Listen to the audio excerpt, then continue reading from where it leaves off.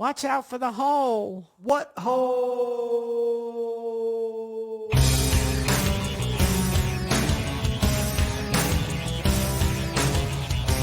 out for the portable hole. Rock out to the portable hole.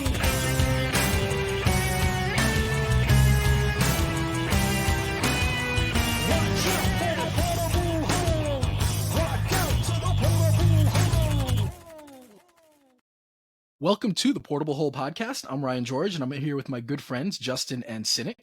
And it has been a while since we've been together. I know everybody, all of us have some interesting updates as far as what's going on. So, how you guys doing? Pretty good. So Down in Cinik, Atlantic City. yep. So Cinik, how is it as a new homeowner? Oh yeah. Really liking it here. Yeah. Very quiet, kind of remote. Not out in the woods, but, we live around a ton of people and we never see any of them. So I'm starting to think it might be a Truman Show situation where I just see a couple extras, but that's about it. Like I haven't met anybody with any speaking parts yet. That's funny. Well, you like it until you're like, what's that weird sound?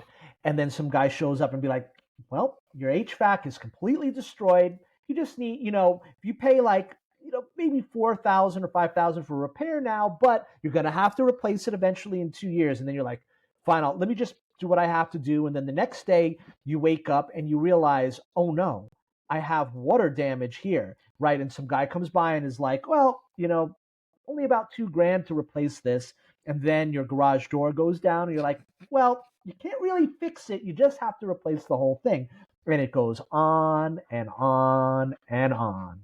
I feel by the emotional tone in your voice that this may have happened to you. Yeah, exactly. Sounds oddly personal. Well, Cinik, you're in a co-op, right? Yeah. Okay, that's better. It's a little bit better, and as far as some of those, obviously there are benefits and drawbacks to everything, but a little bit better. The days of doing lawn work and shoveling snow are over, kids. Yeah. So you saved me a little bit because I was so that week I was on vacation and I was going to help you with the move, but the trip back was a nightmare, so we didn't end up getting back until I was supposed to help you on Saturday, and we got back at I didn't get into the door until 3 a.m. on Saturday morning. So I was glad when I got that message from you that I'm good, I got everything in. Oh yeah, I got it done a week beforehand. Yeah. But it's shocking that traveling back from a fifth world country that you didn't have direct transportation. So actually, it was actually really cool. It's we went to Guatemala, Antigua, and it's one of the coolest cities I've ever been to. Shocking, because I've been to a decent amount of places, and it was really nice. It's a place I could totally retire to if I spoke Spanish. But there's tons of good food. Everybody's really nice. There's really cool things to do just in the area. It was one of those places, and it's really cheap. We could eat really good for there was one place we found that was a great place. It was it was one of these local places that mostly there were tourists there, but it was a lot of locals were eating there. It was this little place that just did mostly chicken and pork. Amazing food, and I think for the two of us it was $10 a meal to eat there. So crazy. Really, really awesome. And, highly recommended if you want a place that's relatively close. It's about 4.5-5 hour flight. Reasonably priced, really nice, really good people, really safe, walkable. So highly recommended. So is Portable Hole going to become a travel blog? It should, right? I should have started that a long time ago. I feel sometimes I'll look through my travel photos and it's why didn't I start a travel blog or something like that? Probably be making a decent amount of money doing that. There must be food in my clothes. My dog is really deep into a pair of pants. I'm not sure why. Anyway, so Justin, I take pleasure in the fact that you're the backup to my brother. So why don't you tell us about that? Your old student, the person who learned everything. Yeah. He learned everything he knows from you. Pretty much. Yeah. We were having a good time.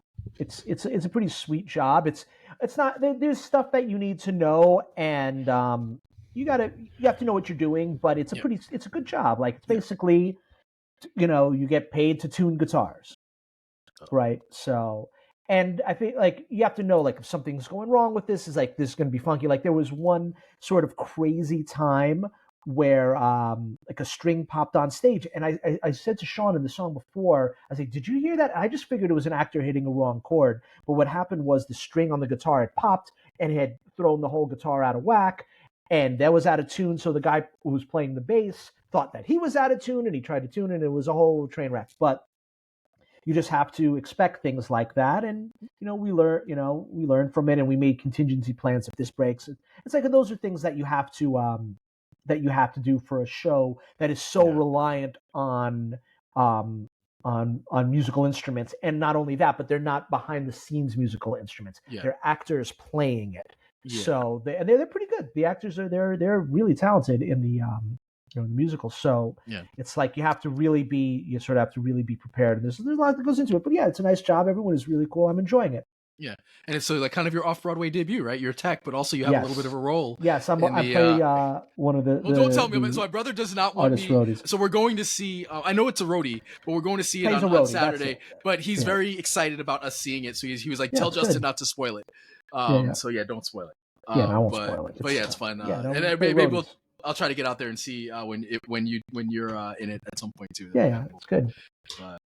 All right, cool. So we got a bunch to talk about today because we've missed a few weeks and there's a decent amount of news. By the way, and if you want to know, if everyone out there wants to know the name of the show, if you're in New York and you would like to come by, it's called The Lonely Few. It's a nice little musical, rock musical about musicians and people trying to make it, and finding love along the way. Sounds like it's right up your alley, right, Cinik? Oh, I'll be there. Are you comping me tickets? Leave them at the door. Yeah. You're not going to spend $150 for tickets? Well, now I'm definitely sold. I just have a couple $150, extra money after the move laying around. Exactly. So. Yeah. It's always the fun part of moving. So, all right. So a bunch of things to talk about. So anyway, the first thing I wanted to talk about is obviously, and this, I want to talk more about it because it seems like the pop culture landscape might be shifting, right? Obviously for the last 10, 15 years, it's been all superhero stuff, superheroes basically, with Marvel and to a small extent DC. But all right. Yeah. So recently, Marvel has had their So over the last few years, after a lot of dominance, Marvel's slipped up a bit. And I think to some extent, I think it's quality. I think a lot of people think also it's a quantity, that they were doing a lot of shows, a lot of movies, and so Marvel's decided that we're gonna cut back to no more than 2 to 3 movies a year and no more than 2 TV shows a year. So Cinik, as a fan of someone who's a big fan of seeing almost everything, do you think this is a smart move, and do you think is the quantity the issue for the MCU not being as popular anymore? I think it has zero to do with quantity. I just heard the other day, I just read today that Agatha is supposed to be a musical. Okay. What the fuck? Who's asking for that? Nobody, first off, nobody who knows who she is. But then, to drive away anybody that might have watched it, we're going to go ahead and make it a musical superhero program. I don't understand the decision-making process behind any of this stuff. Yeah. It's almost like they're intentionally trying to drive their audiences away from their biggest IPs. Yeah. The last 3 Star Wars movies were not loved. So what are we going to do? The next movie that comes out, we're going to make it a Rey movie. Yeah. I don't understand any of the decision-making that's going on over at Disney. I don't know why they're doing it, but I don't think it's a question of quality. I think it's a question of what we're throwing out there. The properties. It is a question of quality. It is the quality. Well, I don't think it's quality because I think the shows are quality. They still look as good. I mean, it's not like they're phoning it in. I think it's the choices of characters that they're using to pursue, and in this agenda where we're going to gender, if not race, switch every single character for no other reason than we're just going to do it. I don't understand why their core audience is men, and it seems like they're doing everything they can to get men to stop watching these movies and shows. I mean, I'm of two minds. I think I do think it's the quality to an extent, but it also, at the end of the day, I don't think that the what they put out has been as good. A lot of what they put out has been as good.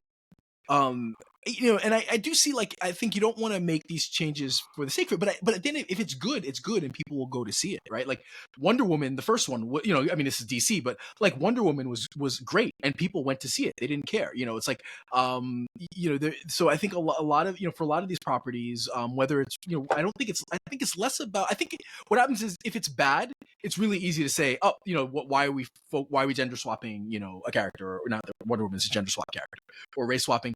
But I think the problem is that, like, I don't mind Agatha being a musical. Like, I think it's fine to take those swings, but you can't expect it to be a massive hit. So I think that's a challenge for Marvel, is like, you can't expect, to make a show that it completely is what most of the audience does not want, and then expect it to do well.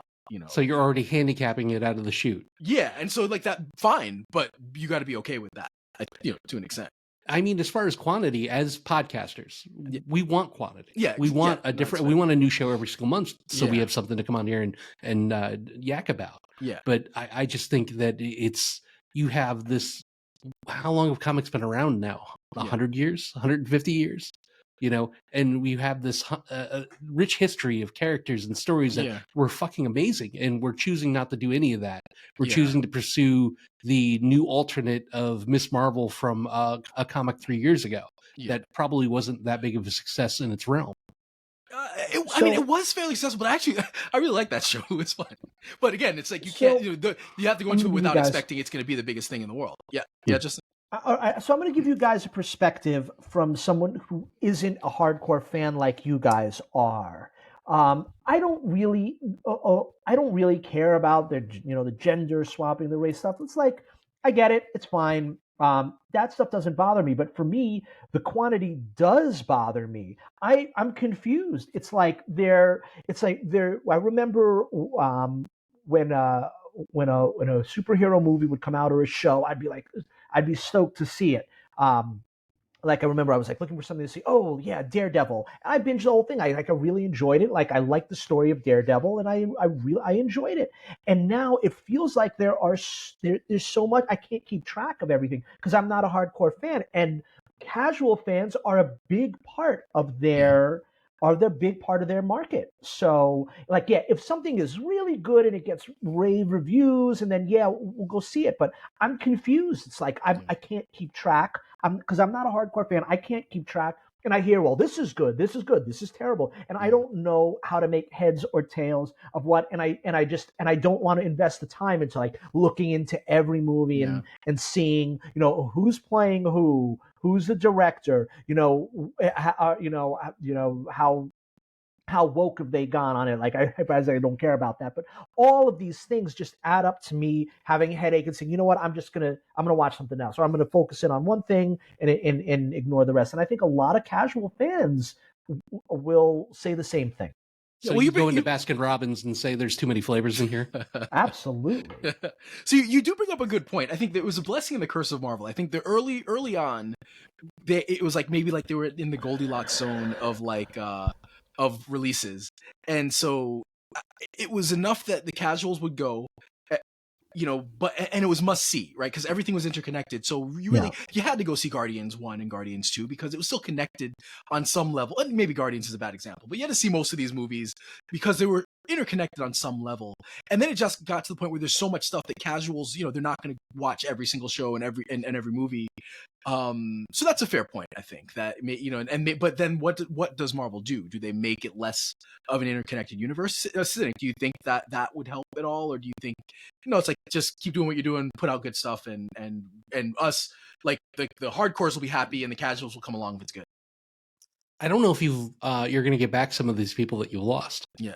You're going to need a great Spider-Man movie or something to draw people back in and start getting that buzz back in the Marvel MCU.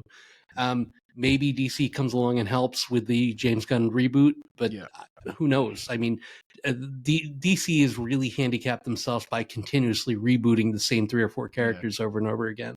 Like, how do you get excited for a new Superman movie when it's been done 2 or 3 times? Same with Batman. Like, enough with the new Batmans.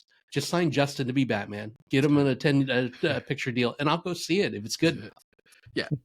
I think, you know, I'm hoping James Gunn has a decent idea of, you know, what to do, and you know, maybe we've just hit that superhero fatigue. I want to talk more about like what's replacing it, because it seems like, you know, video games might be there, but that's something for a discussion for another day. Like, you know, as far as what kind of IP, you know, is going to be the big thing, you know. But speaking of the MCU, so I guess their big play is going to be the Fantastic Four, right? Like, they got Fox, they have X-Men and Fantastic Four on deck. And so I want to go over some of the announcements because they did cast the Fantastic Four. They cast the Fantastic Four. And so Bob I want to get your Iger thoughts on it. Is right? not pleased with your question. Yeah, turn out my light. Weird. But okay, so first up, let's just talk about like high level. So the group is, so Pedro Pascal is Mr. Fantastic, who's in everything, and he's amazing. But Vanessa Kirby is the Invisible Woman. Joseph Quinn is the Human Torch, and then Ebon Moss, I'm not going to pronounce his name, but he's from The Bear, so he's amazing. Is the Thing. So, Cinik, your thoughts on these main characters as the family? Well, I mean, going back to the last couple shows we did when we talked about this before, I love Pedro Pascal. I'll watch him in anything. I don't know about this. Yeah. Only because of how busy he is. You know, they're going to want multiple films from him, and it's going to pull him away from the things that we care about, like The Mandalorian. Yeah. So that bothers me a little bit. And I thought that they were going to go with a completely younger team and hopefully sign no names so we can keep all these people together. Yeah. The second this movie hits, and if it does well, then all these actors are going to get contracts other places, opportunities other places, and we're going to have the same problem as when are we going to see Fantastic Four 2?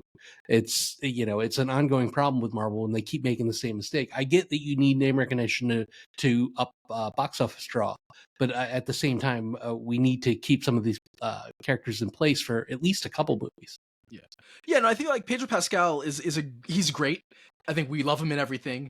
But I tend to agree with you. Like, I don't know if that was, you know, everybody else that was cast as far as the main characters are not unknown, but people that are not like A-list mainstream names, people that are solid quality actors that we know them, you know, from being good in things, but not the level that Pedro Pascal is. And it's almost like he's the guy that's like, all right, you got a big franchise, throw him in there. You know, it's not, now he's a major, he was in the DC universe, he was in Marvel, he's in Star Wars, he's in you know, The Last of Us, like, he's just like, you know, he was in Game of Thrones, you know, he's just like in everything, he's great. But yeah, I would agree, like, I want that Mandalorian and Grogu movie, you know, I want the next season of The Last of Us. I hope this doesn't take away, you know, and so it'll be interesting to see where they go with it. I do like the rest of the cast. Yeah. I think he's done filming the second season. There's his portion of it is finished at least. And then, but then the rest of the cast is pretty interesting. So, speaking of gender swap characters, Julia Garner from what's that show? Ozark. Who's great in Ozark. Great. Cast as a Silver Surfer. I didn't even know there was a female version of Silver Surfer. So, you know, interesting. That caused some controversy. At the end of the day, if it's a good movie, it's not going to matter that much. But then, also. Ralph Ensign, who is in Game of Thrones, is Galactus, so that's interesting. It'll be interesting to see what they do for Galactus. Obviously, the one we got earlier was pretty terrible, or the version of it. But John Malkovich is in it. Natasha Lyonne is in it. So they've got a really solid cast involved. So it'll be interesting to see where they go with it. You know, excited, and I think this is their big swing, right? This, and I guess if and when. You know, I'm sure Deadpool. Yeah, you know, Deadpool's the big. Yeah, that's the big swing, right? Like if that doesn't do well, Marvel has some problems, right? So they really need that movie to knock it out the park. But yeah, I think, you know, this is also a big deal for them. And we'll go a long way towards, you know, whether or not like we really have had like superhero fatigue or not. So next story is this just came out this week. So it looks like they're going to have season 2 of Mr. and Mrs. Smith, which I think we all liked, but without Donald Glover and Maya Erskine, who were the leads in the show. So Justin, what are your thoughts on that? Like, it did really well. We had a big cliffhanger. Yeah. But now we're going to get the show without the 2 lead characters. So the first thing is Glover still writing it? Is he going to write? That's a good question, and I looked to see it, and I couldn't. I would find imagine it. no. Yeah. It would sounds like, well, maybe they, he's paid what he wants to get paid. To me, it sounds like that they didn't want to pay him what he wanted, and he wanted to go on tour and do this music stuff again. So that's what you get. Amazon just didn't see the value in it, and that's what I would say. Would probably happen. You don't think that's what happened? Yeah, but I know that he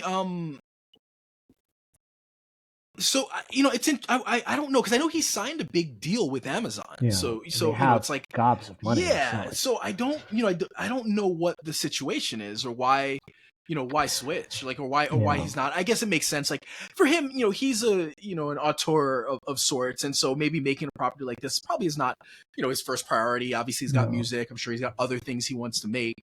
So maybe it's just that it's like, I don't want to spend another 6 months or whatever writing and developing and then acting in this. Well, I'm pretty sure Amazon doesn't release their viewership numbers, and possibly they couldn't have been what they thought they were going to get out of it. I mean, there was very little buzz around it. Yeah, throughout the whole season. It was weird that it didn't have much buzz.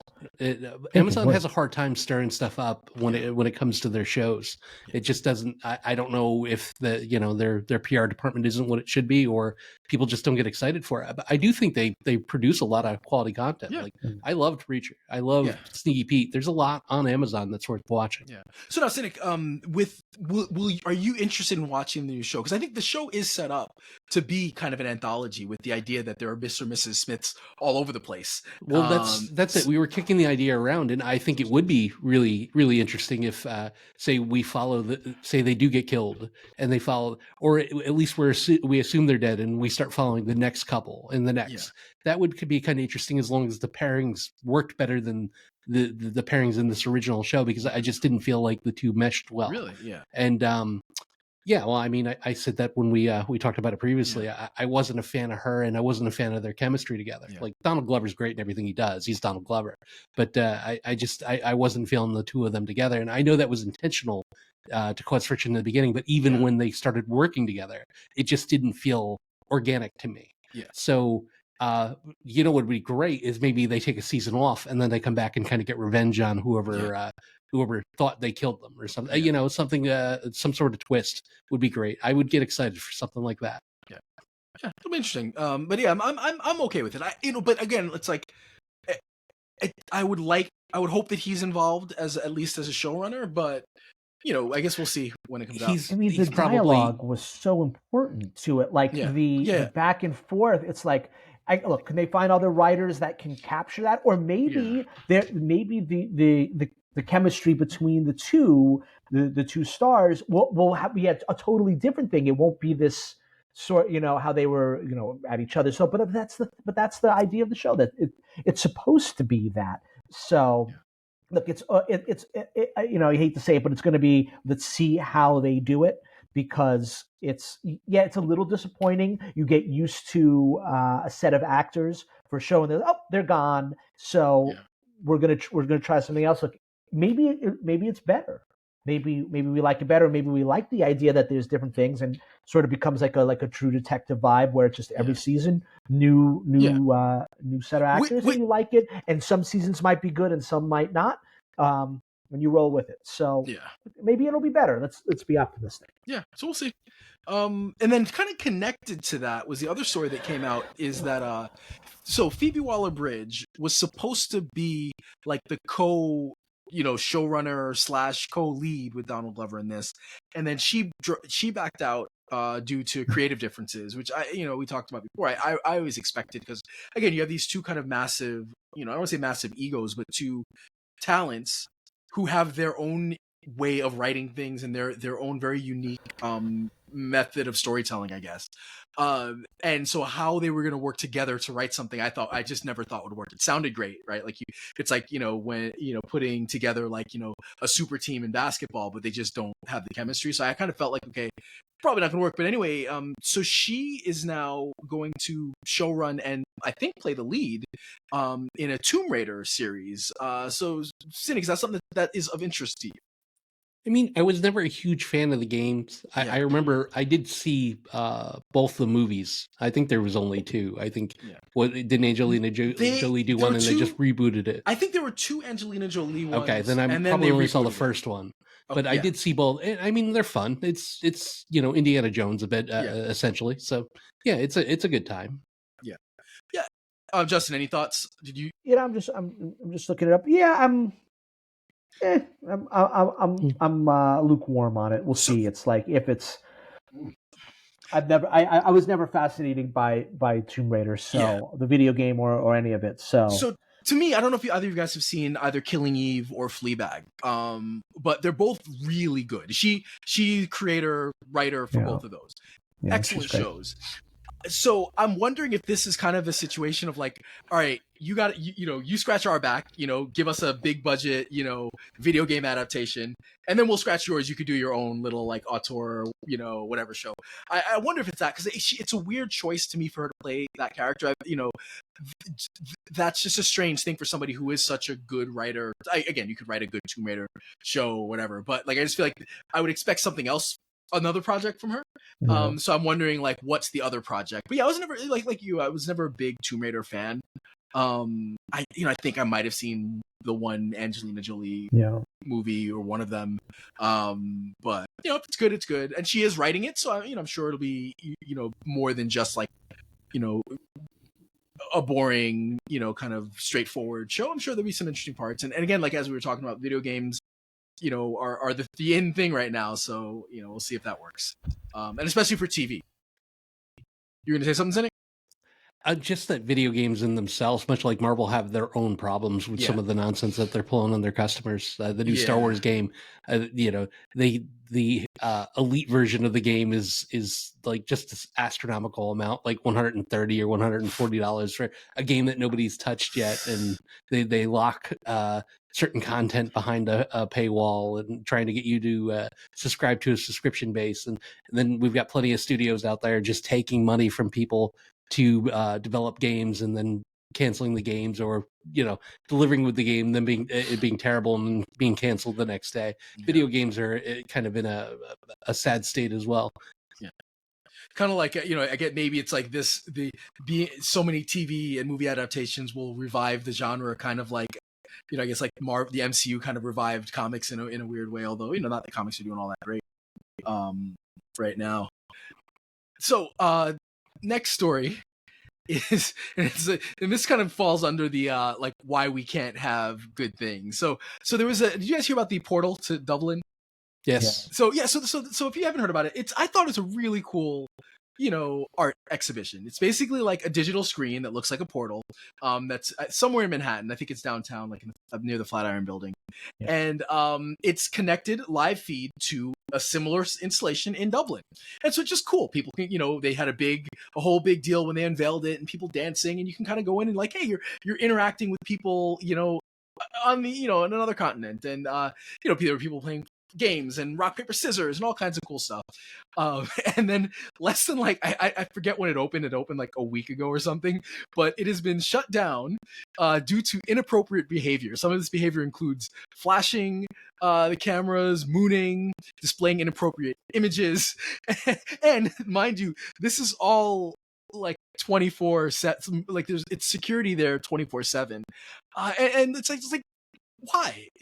I don't know, Justin, any thoughts? Well, first off, it's shut down temporarily. Yes. So they're going to open it back up. But they're trying to work out solutions. But it's like, if there are guards there 24/7, like what other, I don't know. So we're going to file this one under what did you expect? Yeah. Of course, if you're going to do something like that, there's always going to be people who are gonna fuck around. Like of course they're gonna flash. Of course, people are gonna be drunk and they're gonna do dumb things, and they're gonna want to show off, and they're gonna want something that they can post on their social media. Me doing something stupid in the portal. So it's kind of like, what did you expect? Of course, this was gonna happen, and if you're gonna do it, just let people act how they're gonna act, and just let it be. And if not, then take it down, because there's no way. It's like, what are you going to have? Like like a Gestapo there, basically not allowing people to do anything, just like then it's not fun. So, what did you expect was going to happen? They need to throw a delay button on it, is what they need to do. And when something, rather than stop people whenever somebody's doing it, you hit the button, cut it off, and usher them away so it's not seen on camera. But no matter what the technology is, we're either going to try to use it for porn, have sex with it, or do something wildly inappropriate. It doesn't matter whether it's a vacuum cleaner or the portal to Dublin. It just doesn't matter. People are going to do crazy shit. Yeah, I guess so. So I guess interesting. So Justin, your solution is just leave it alone, let people do what they do. Let people do Cynic, what your they solution is let's put it on a delay and we can blur it out or block things. Put it on a delay. That's not fun. Yeah. How can you possibly put it on a delay? Yeah, until you have a 4-year-old in Dublin that's waving to an American and he sees a dick. Yeah, exactly. Just a big wang fly past the screen. Shut it down. That's the only way to prevent stuff like that. Or you know what? Don't take your kids to it. Yeah, I guess. I don't know. But it's kind of sad. Of course, but it's like, what did you expect? Yeah, but I mean, people are assholes. I mean, you can go on the internet and see anything anymore. As far as I'm saying, if I want to see Dublin, I could probably pull 100 cams up on my screen right now. So this isn't like it's it's not groundbreaking. Neil Armstrong on the moon. It's just sort of cool that it's a cool thing, right? Yeah. Yeah, it's a cool idea that it's like kind of a Captain Obvious thing. Like, of course people are going to do stupid stuff with it.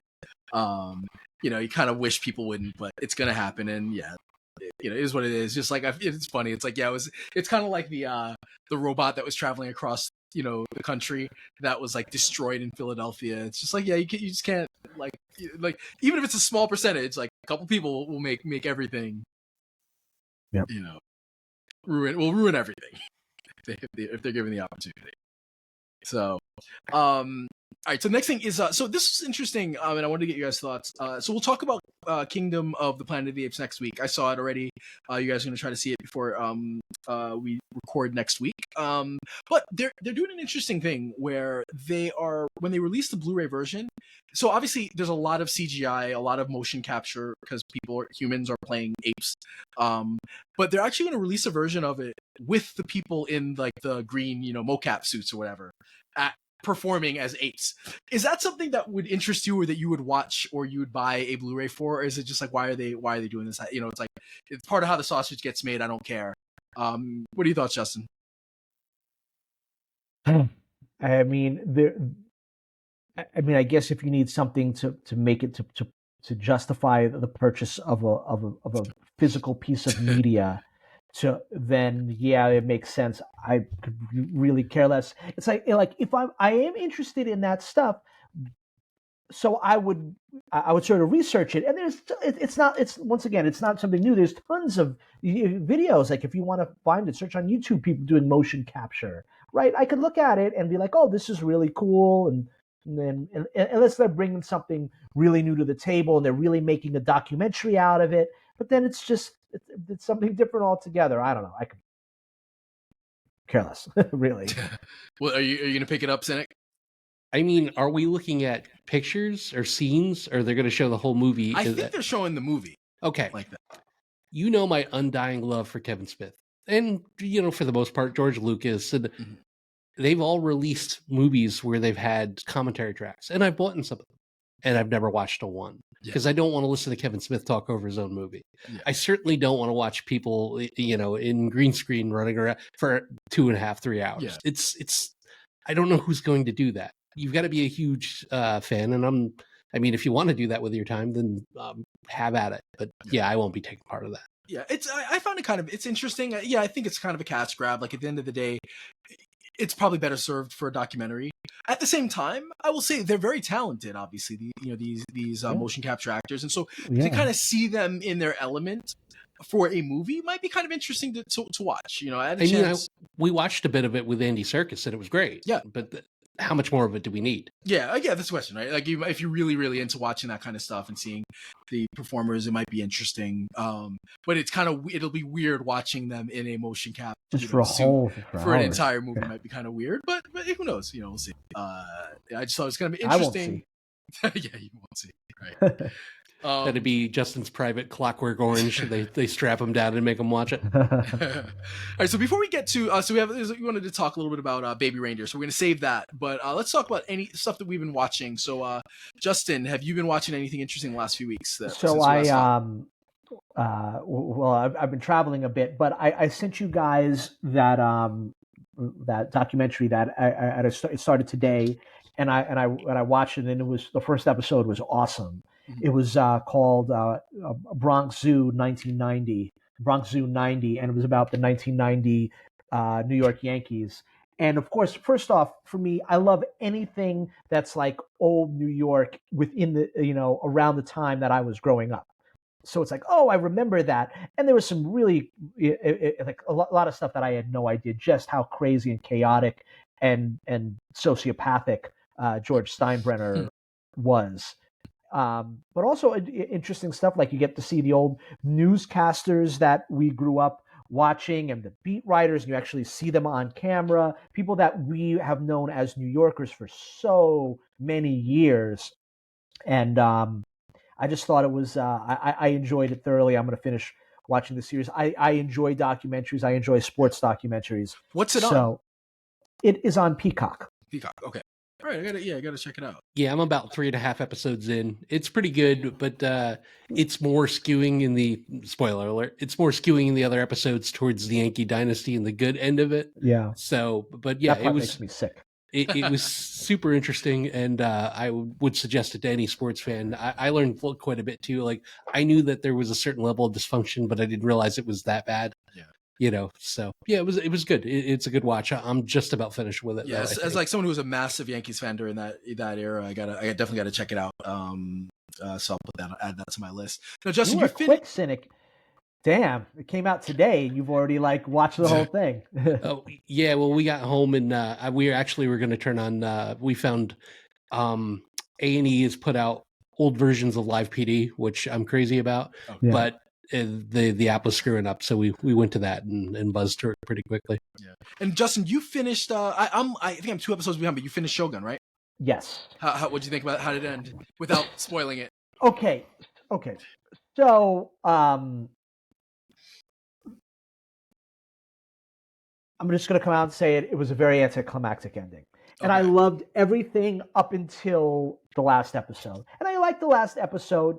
And I get why they did what they did.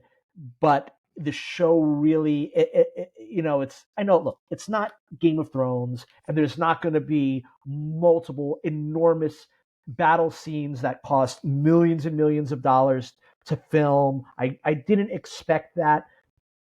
And I knew the original story. It was it felt anticlimactic. And I enjoyed everything up until the last episode. And even the last episode was okay, but just it really went off in a whimper. Like for something that was epic in a way, it whimpered off. And when you watch it, you get why they did it, and it was sort of clever, but to me, it ended in a whimper. Part of it, I know it's like semi-historical. Yes. So that might also be part of it. So, I had a feeling it was going to end like that just based on what I kind of knew. I didn't read the book, but just kind of based on what I knew about some of the historical figures in it.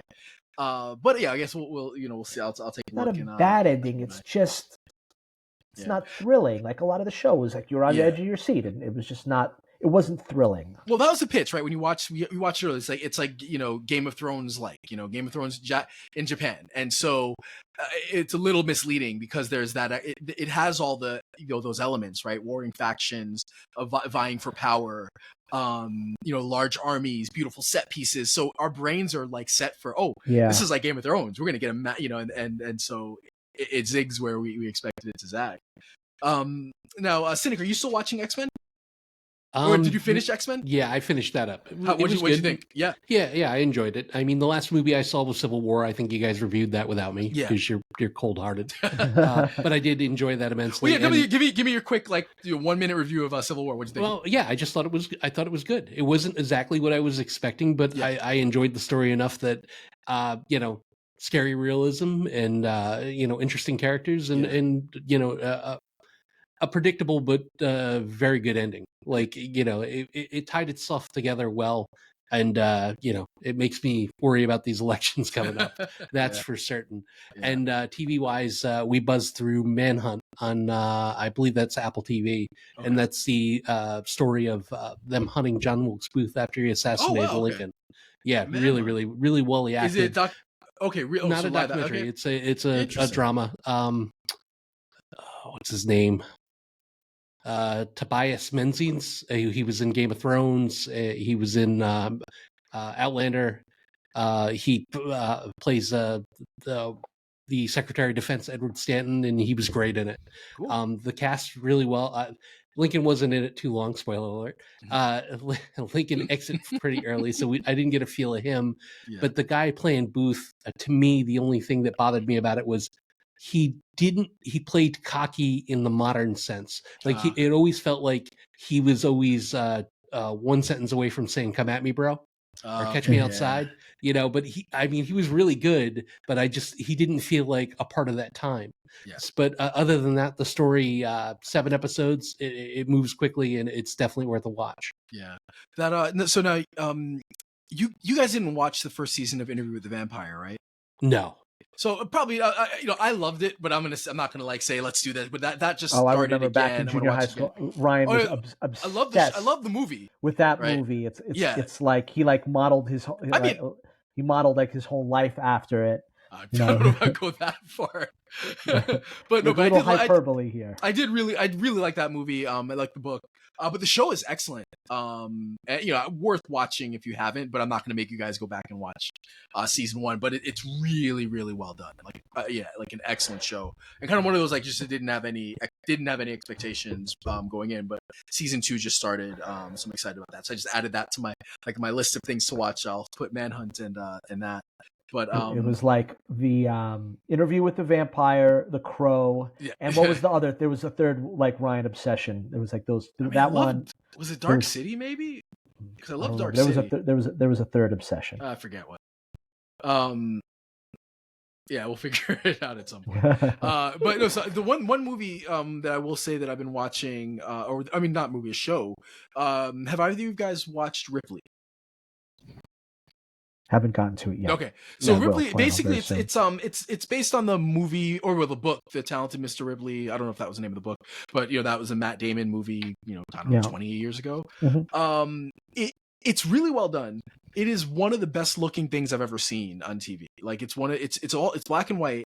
Every single shot is like perfectly composed. Like I've never seen something like that where like it's like for an 8-episode show or whatever it is, like every shot is like they spent a lot of time and effort composing it and setting it up, and just it's beautiful to look at. It's one of those shows like I found myself at times watching it like just waiting to see a mediocre shot. It's what like I didn't even care about like the story or what was going on. It's like I just want to see when when is it going to be just a mediocre normal shot, because it was so good. What is it going to look like my webcam when we start the podcast? Yeah, exactly. So no, but it's really good. Good story. I mean, a good story, but obviously if you saw The Talented Mr. Ripley, it's pretty much, it's the same story. But well acted. I really enjoyed it, but just one of the best looking things you'll ever see on TV. So that was good. And I started watching Tales from the Empire, which is a bunch of shorts that was released on Disney Plus. That was pretty good. Have you watched that yet, Cinik? I have not, but I did see it, and it's on my list for sure. Yeah, so that's it. But otherwise, like between travel and work's been a little crazy. Have not gotten to see much. So I did get to go see Planet of the Apes. But have you guys anything else that you guys watched that you want to call out? Well, I watched my wife get her doctorate, which was pretty amazing. Yeah, that bottom feeder like me is married to a PhD candidate. So awesome. Props to her, and I was super proud and caught a cold because of it. Is she like relieved at this point? Yeah. It's like being married to a whole different person. Really? Like her stress level must. She went and got a mohawk and a bunch of tattoos right afterwards. I don't know what's going on over here. Now is she making you refer to her as Dr. Hillary now? Not in the way that we want to hear about right this second. Damn it, Justin! I was so close. I was just about there. Some serious role play going on over here. But no, that's awesome though. All right, so let's get into Baby Reindeer. Which we're not going to do a review, a traditional review, but I know you guys both saw it and have a lot of opinions. And then there's just so much going on with the show, between the show and all the stuff going on outside. So I figure we'll split this into two parts. So first part, we'll just talk about the show and what we like, what we didn't like, about the show itself, and then we can go into kind of the reality of it and what's been going on recently. So quick rundown if you haven't watched it. It's by comedian Richard Gadd. The show's based on a play. Comedian is a fucking loose term. I think a one-man play that was also based on real life experiences. And it's about him basically encountering a woman named Martha who quickly becomes infatuated, and then it becomes an obsession, and she becomes a really crazy stalker. In a way that it gets very serious very quickly. And then in the middle of it, it switches to him, him dealing with her, but also dealing with being, sexually assaulted repeatedly by a writer, and then it gets even darker and even worse before it ends. And so it's kind of this show that when I went into it, I thought it was like almost a comedy, and it has its funny moments, but it gets really dark really quickly, and just ends up being about kind of a broken person who seems to be seeking out abusive relationships, and it was one of those I did not expect it. So when watching it, and I think we binged it either in one day or in 2 days, it hits hard. So Cinik, what were your thoughts on the show? First off, calling Richard Gadd or Donnie Dunn a comedian is like calling me a master of the English language. That's an insult to not only comedians but English teachers. I really, it was fascinating. It was riveting. It drew me in for every single episode. The explanation of why Donnie Dunn accepted the relationship kind of rang true. We might be a completely different podcast, but I was in a situation very similar to this for over about a 3-year span. Oh, wow. And sadly, I had the same reasons that Richard Gadd did for the decisions I was making in prolonging it. So I sympathize with him to a point, but it also really kind of shined the light on me as far as the past and how much I've grown and moved past it. But yeah, I definitely have a story to tell as far as that goes. Oh, wow. But the acting was it worked. The story, the acting didn't derail the story itself. Gadd isn't a great actor, but I thought he did a serviceable enough job. But I'll tell you, Jessica Gunning was fucking amazing. Yeah. And now that the real Martha has exposed herself, she was spot on. She nailed She it, yeah. did a fantastic job. I got fortunate enough to find out who the real Martha was before all this broke. So I've been following her Facebook, and yeah, she's everything that she's advertised to be. We'll get into that. So, Justin, did you get to finish the show? So yes, and we were talking about it pre-show about that. I have a different sort of experience with the show itself, in that I sort of watched it backwards. So if that makes any sense, which it doesn't. No. So I was actually in New York at the time, and the show was on, and my mom was watching the show, and I was very busy. I was going back and forth, and I was traveling, and I kept catching glimpses of it, and I would stay and I would watch it. I didn't know what the show was, and then finally she's like, "Oh, have you been watching the show? It's called Baby Reindeer." And at one point, and I don't remember. See, I have no idea about episodes or this or that because I watch it in such a strange fashion.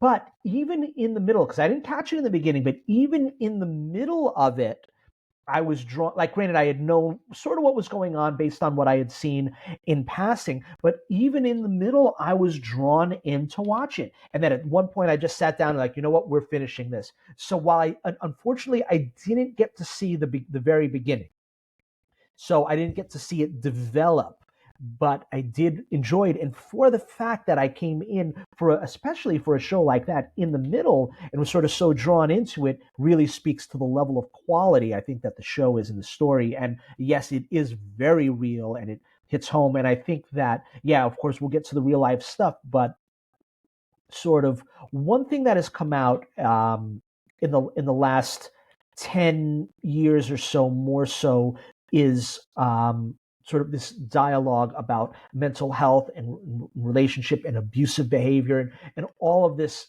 and sort of the stuff that was kept big time under wraps and was sort of like, oh, it's your problem. You're sort of at quote at fault for the decisions that you make. And with this, it really sort of it sort of came to a head.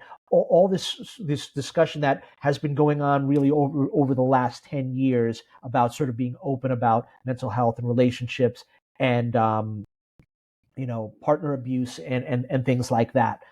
So and sexual abuse. So I think that it really hit at the right time, and I think that's why it spoke to many people. And there's a lot of people that could empathize with this, that said, I've experienced something similar in one way or another. So I think it really came at the right time.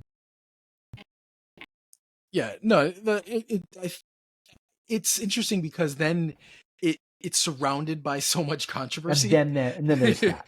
Right. So I guess we'll get into that. So basically, obviously, Martha is the main, is the antagonist, I guess, and is just over the top as a stalker, almost unbelievable until and so I guess there's a few things here, right? So I guess the first part is at the very end of the show. That there's a little tag at the end that this is basically a true story, right? I think outside of her going to jail, which spoiler alert, most of it's a true story.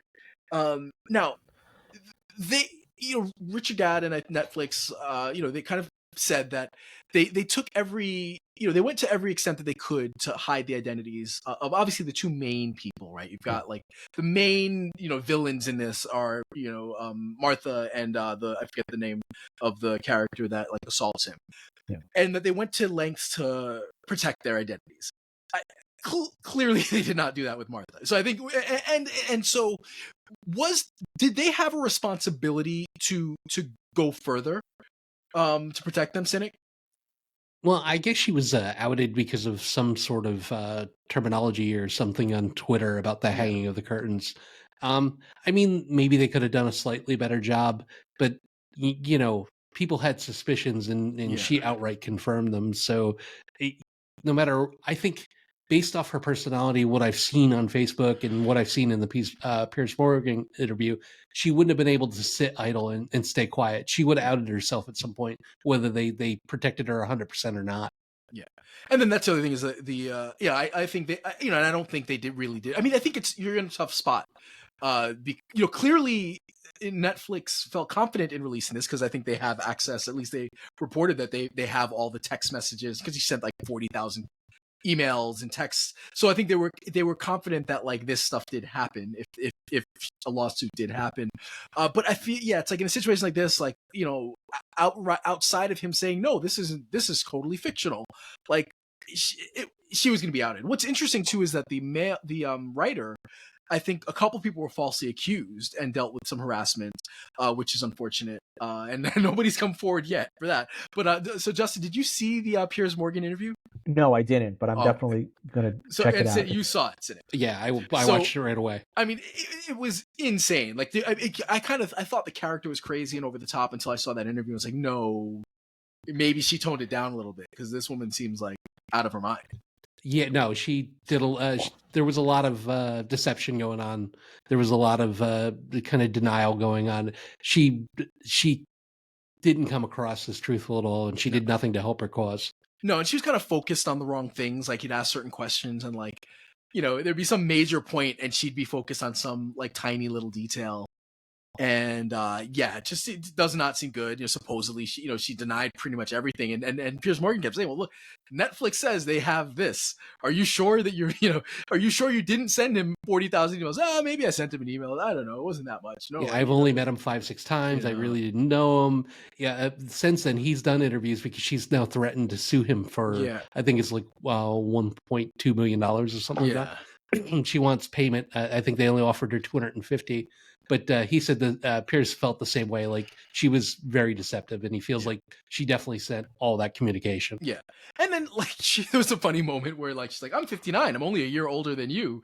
To Piers Morgan, it's like, oh, so she definitely is looking into like that's it was just a weird comment to bring up. Then she has other people like that are there are other people that are that have come out that she's been stalking them, and it just sounds like she's. I mean, she's, as you mentioned, Justin, I think part of this is a mental health issue, and so do On you many feel levels. bad because we're sitting here like making fun of this woman who clearly needs help, and I think I don't know what anybody expected any different. I don't know that like she was gonna be outed, and clearly on some level, I think she likes the attention and wants the attention, and needs help, and it's unfortunate. Well, yeah, she needs help, but she's also a perpetrator. So, so she's I mean, she's done. I mean, that's criminal behavior. What she did on on a high level. So, I mean, up to and including, if the show's to be believed, sexual assault, right? Like she's done, everything. I mean, she's done bad stuff. She is. So, so now here's a thought. Do you think that Netflix thought that if she was outed, that it would raise, that it would bring press to the show, more ratings, just somehow no publicity is bad publicity? And then do you think that this idea of taking real life people, having a show about it, and then having them go crazy, almost like having a show and then having like a reality show of the people that the show is about, like to try to, I mean, could this become a thing, right? Because it makes sense in a bizarre way because people are so keyed in, on social media. They just know what happening every second, and you can't hide anything anymore. So could this be like the next genre of like pseudo reality? For once, I'm going to go ahead and bite on your wild card question because you come up with these these hypothetical questions sometimes, and I'm going to say yes. I have a feeling that they have probably a settlement money earmarked for that. Her reaction in her interview post the show brought more eyes to the show itself.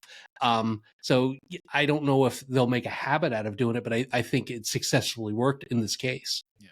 Well, and then at what point, like, will there be a document? Because then, obviously there could be a documentary. What if you have her on the documentary? What if you have him and her meet? It's weirdly, like, I don't know if they planned it this way, but it certainly could have more legs, right? Because you figure, all right, there's like this story's done. There's not gonna be a season 2 of Baby Reindeer, I don't think. Or maybe there will be, but yeah, maybe they can. Next up, documentary. Do you know what it sounds like? What? It sounds like an episode of Black Mirror. Yeah. Like how just like real life and fiction and everything just sort of together, and everyone is along for the ride. Well, you bring up, it's weird. It's not connected really at all, but in a way it is. It's so.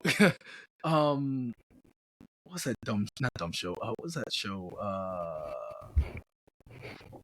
What was the Korean show that where the people, like, they all go in, they're stuck in a place and they're fighting for money, but everyone dies. How am I forgetting the name of that? Yeah, that was a huge show, but I didn't watch it. Hold on, gotta look this up. No, not Money. Yeah, so while he's doing that, the Piers Morgan interview at that time, which was a couple of days ago, and it was only like a day or two out, had already gained 11 million views on YouTube. So that was some of the platforms she was using, and the hype of the wild number of $1.2 million. Where I saw another podcaster break it down, and he's feeling that they may have made like $100,000 off the interview before they took it to cable TV and everything else. So her figures just kind of don't add up. Yeah. Well, it was Squid Game, so right. So yes. Squid Game is this massive hit. And then Netflix is like, oh, this is fun. We'll do a reality show. And shockingly, the reality show was really good. So it is this weird tying of like taking, fiction, making, somehow giving it more legs by kind of tying it into reality in some way, shape, or form. I don't know why I thought about that, because it's not really the same, but it is a Netflix, and it is, taking property and giving it more legs. And yeah, I figure, I don't know if they intentionally, it was like, oh my God, this is a crazy story. Will we get her involved? And obviously it's brought more people to the show. More people are interested. People are interested in the story.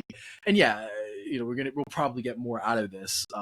But maybe that is, maybe you're right, Justin. Maybe that's where we're going with this.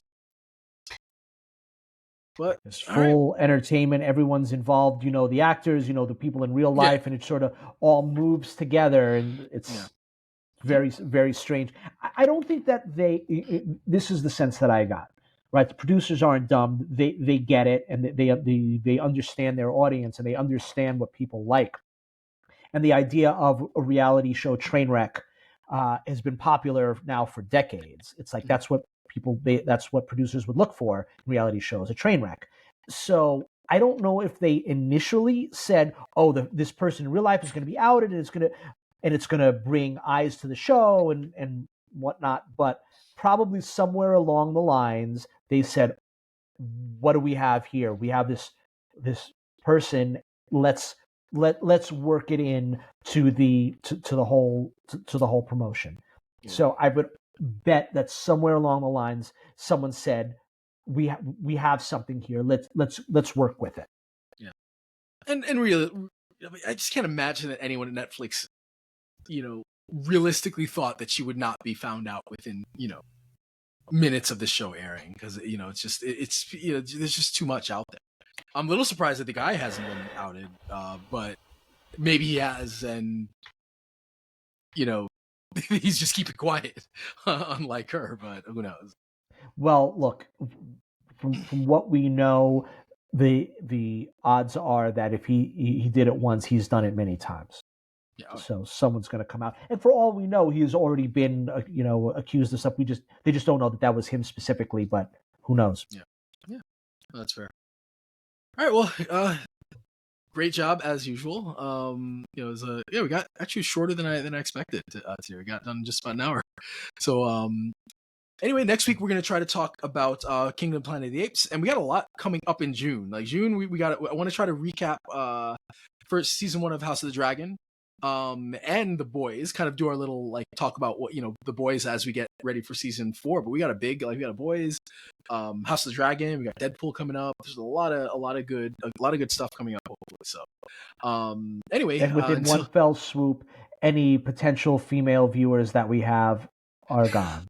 No, I know. At least House of the Dragon has a decent. Yes, you are correct about that. Right, so we're okay there. I was going to say, what did you guys invite Harrison Buckner on? Because that guy's taking a beating. Yeah, right. Did you guys watch any of that or see anything about it? I heard about it, but I did not see it.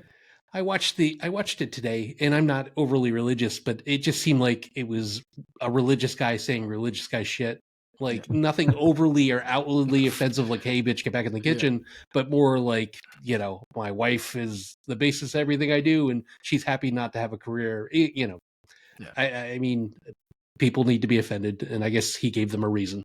Yeah, exactly. Yeah, I didn't. I read about it, but did not take time, and I think that's the way things are now. Is I always I'll wait until I actually see it or hear it to make my own judgment, because I think things get blown out of proportion by everybody. Well, I started seeing wild shit online, and then I've got to go find the source to know Exactly. what I can believe. Yeah, exactly. I saw some wild stuff online. I was like, I don't know, but then I saw something today that I forget if it was a team or somebody was like, it wasn't that bad. So it is what it is. But anyway, so that's it. Justin, until next time. Watch out for the hole.